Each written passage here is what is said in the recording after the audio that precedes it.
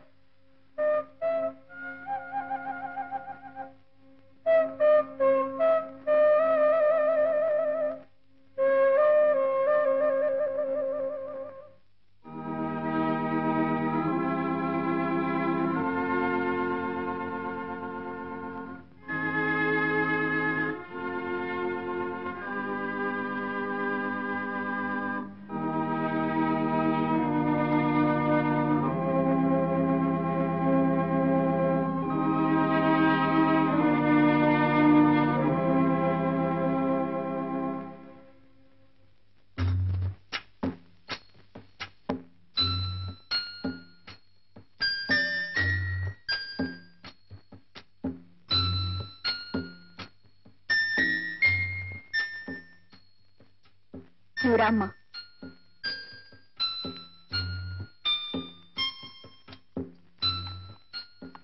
ఏమ్మా బండి కావాలా?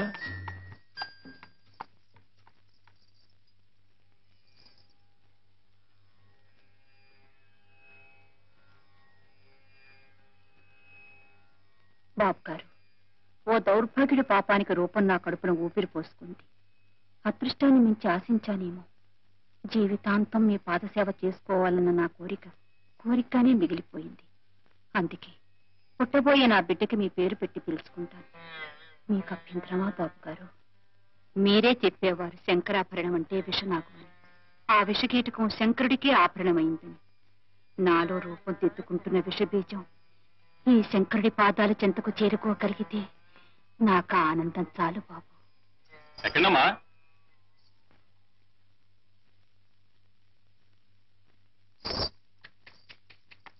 चल चल चल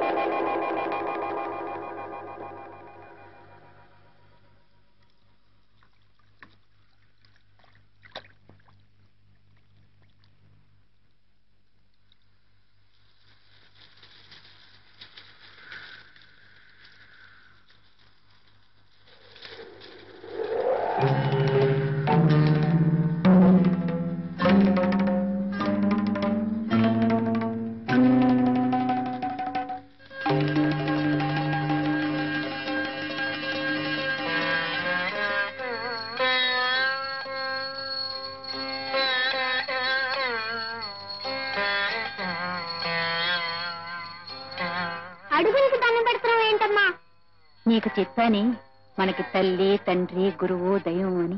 ఆయన అడుగుతాడలు బాబు ఇవి. శంకర్ శాస్త్రి గారివా? ఏరి hello Shankar Shastri, how are you aerial Shastri? Hello Shankar Shastri, how are you aerial Shastri? Lambodara రఘుమికరా ఓ అంబా సూత హమారా వినూత సరిగమ పదని మేసి ఓ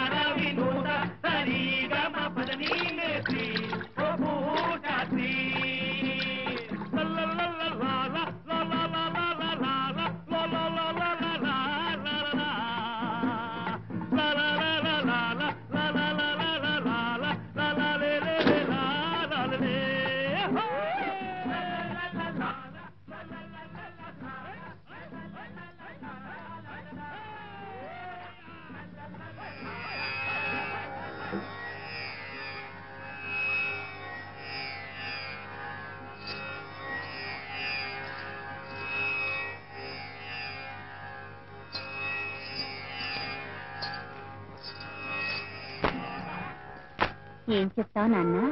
బాబు గారు, మా అమ్మ నాన్న చచ్చిపోయారండి. దిక్కులేని అనాథం బాబు గారు. ఇంత ముద్ద పాడేస్తే పనిచేస్తూ సమర్పాదాల దగ్గరే పడి ఉంటారండి. ఇన్నేళ్ళు నిన్ను కంటికి రెప్పలా చూస్తుంది. నిన్ను వారి పాదాల దగ్గర చేర్చడానికి నాకు కలగన భాగ్యం నీకు కలిగితే అది మనసారా చూసి కన్ను మూయటానికి. నువ్వేం భయపడకమ్మా. ఎలాగోలా ఆయన ఇంట్లో చేరి ఆయన దగ్గర సంగీతం నేర్చుకుని ఆయనంత వాడిని అవుతాను చూడు.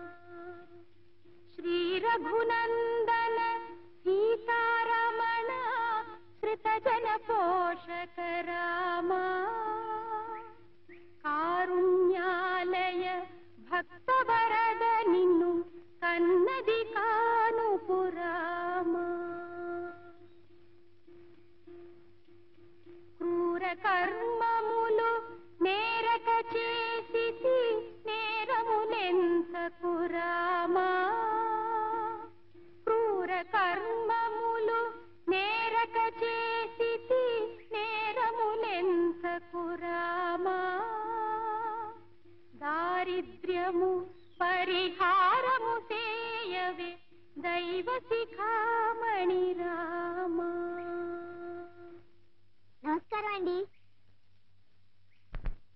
చిన్నపిల్లాడివి ఆ పాట పాడుతున్నావేంటి బాబు? భవసాగరం అంటున్నావి, అసలు ఆ మాటకు అర్థం తెలుసా? భవసాగరం అండి.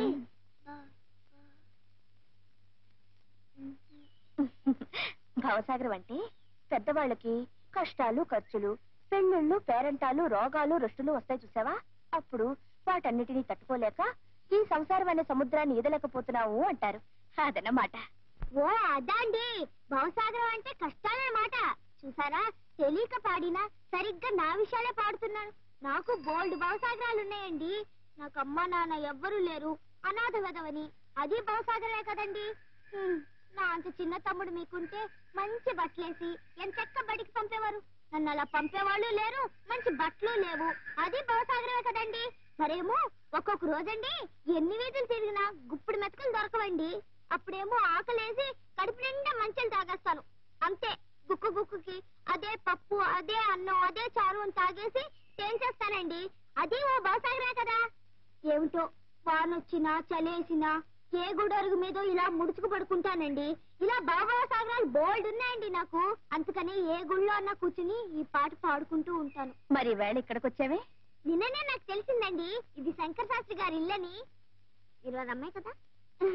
నేను ఈ ఊరికి కొత్తలేండి. మీరు అది అమ్మాయి గనక మీకు తెలియదేమో గానండి, నాలాంటి పిచ్చి పాటలు పాడే వాళ్ళ దగ్గర నుంచి కచేరీలు చేసే వాళ్ళ దాకా మా అందరికి శంకర శాస్త్రి గారేనండి దేవుడు. మాకు వేరే దేవుడు లేడు. అందుకనే వారి ఇంటి ముందు కూర్చుని ఇలా పాడుతూ ఉంటే ఆ దేవుడికి మనసు కరిగి నాకేదైనా పని చూపించి ఇంత ముద్ద పెట్టకపోతారా అనే నమ్మకంతోనే ఇలా పాడుతూ ఉన్నానండి. పిచ్చి తండ్రి, ఆకలేస్తోందా అమ్మా? అవునండి, నిన్నంతా నేనేం తినలేదు. అలాగా, రా బాబు. అమ్మయ్యా, పూజారి వరం దొరికింది. ఇంకా దేవుడు వరం ఇస్తే చాలా. అవునండి, మిమ్మల్ని అక్క అని పిలవచ్చా? పిలు బాబు. దానికే? అయితే ఇంకే, నీకేం భయం లేదక్క. నీ తమ్ముడిని వచ్చేసాగా. ఇదిగో నీ వేలుడంత వెదవలా కనిపిస్తా గాని నాకు అన్ని పనులు చేతనానక్క. వేలు కోసుకోకుండా కూరగాయలు తరుగుతాను, చింతకుండా బట్టలు ఉతుకుతాను, మరి చీపురు పాడవకుండా ఇల్లు ఉడుస్తాను. అబ్బబ్బో, ఎన్ని పనులు అనుకున్నావు. పద చూద్ది గాని. అవును, నువ్వు మడి కట్టుకుంటావా లేకపోతే తుండుగుడ్డ పెట్టేసి నేనే అత్తేసి వేసానా? నువ్వేం చెయ్యొద్దు గాని నువ్వు ఇలా కూర్చో. వంట కాగానే నేనే పిలుస్తాను. ఆ